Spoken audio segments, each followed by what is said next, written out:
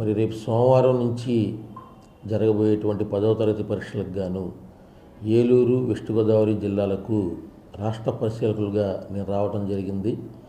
మరి గతంలోనే ఈ 2 జిల్లాలని సందర్శించి పరీక్షల కేంద్రాలకు సంబంధించి సిఎస్డిఓల మీటింగ్లన్నీ అటెండ్ అయ్యి వాళ్ళందరితో కూడా పరీక్షలకు కావాల్సినటువంటి ఏర్పాట్ల మీద పర్యవేక్షించడం జరిగింది.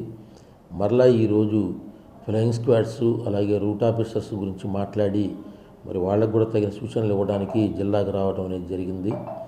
మరి అందరికీ తెలిసిందే, మనం 10వ తరగతి పరీక్షలు ఎంత జాగ్రత్తగా పకడ్బందీగా నిర్వహిస్తున్నాం అనేది గత 2-3 సంవత్సరాల్లో అందరూ చూసి ఉన్నారు. అదేవిధంగా ఈ సంవత్సరం కూడా ఎటువంటి అవకతవకలకు ఆస్కారం లేకుండా, ఎలాంటి కాపీయింగ్ కానీ పేపర్ల లీకేజీకి కానీ అవకాశం లేకుండా పరీక్షలు నిర్వహించడానికి తగిన ఏర్పాట్లన్నింటినీ కూడా మరి జిల్లా స్థాయిలో మా అధికారులు, జిల్లా కలెక్టర్లు, ఇతర జిల్లా అధికారులందరి సహాయ సహకారాలతో నిర్వహించబోతూ ఉన్నాం.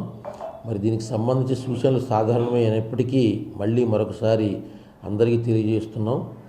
మొదటిది, విద్యార్థులందరూ కూడా తమ తమ పరీక్షా కేంద్రాలని ముందుగానే చూసుకొని సమయానికి అక్కడికి చేరుకునే విధంగా ఏర్పాట్లు చేసుకోండి.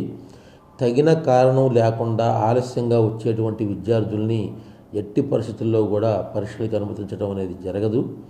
అలాగే కారణం ఉన్నప్పటికీ 5-10 నిమిషాలకి మించి ఆలస్యమైనప్పటికీ ఆ లోపలికి అనుమతించడం అనేది జరగదు. కాబట్టి విద్యార్థులు పరీక్షలు నష్టపోకుండా ముందుగానే కేంద్రాలకు చేరుకోవాల్సిందిగా మేము సూచిస్తూ ఉన్నాం. అలాగే ఎటువంటి సెల్ ఫోన్లు కానీ లేదా డిజిటల్ పరికరాలు కానీ లేదా స్మార్ట్ వాచెస్ కానీ లేదా ఇంక ఎలాంటి పరికరాలు కూడా దయచేసి విద్యార్థులు ఎవరు తీసుకురావద్దు. తీసుకొస్తే వాటిని పరీక్షా కేంద్రం బయటే మీరు వదలాల్సి ఉంటుంది.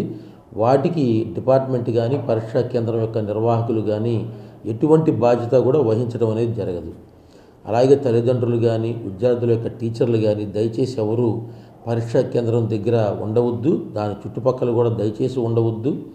ప్రతి పరీక్షా కేంద్రంలో కూడా 144 సెక్షన్ అనేది అమల్లో ఉంటుంది. ఎవరు కూడా గుంపులుగా గుమిగొట్టడం కానీ పరీక్షా కేంద్రం బయట ఉండడం కానీ అనుమతించబడదు.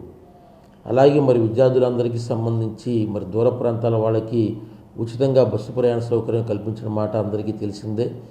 అలాగే ఎండాకాలం ఎండలు ఇవన్నీ దృష్టిలో ఉంచుకొని మరి ప్రతి పరీక్షా కేంద్రంలో కూడా తగిన మంచినీటి వసతులు, అలాగే వెంటిలేషన్ సౌకర్యాలు, అవసరమైన పక్షంలో మెడికల్ సౌకర్యాలు కూడా మేము కల్పించడం జరిగింది.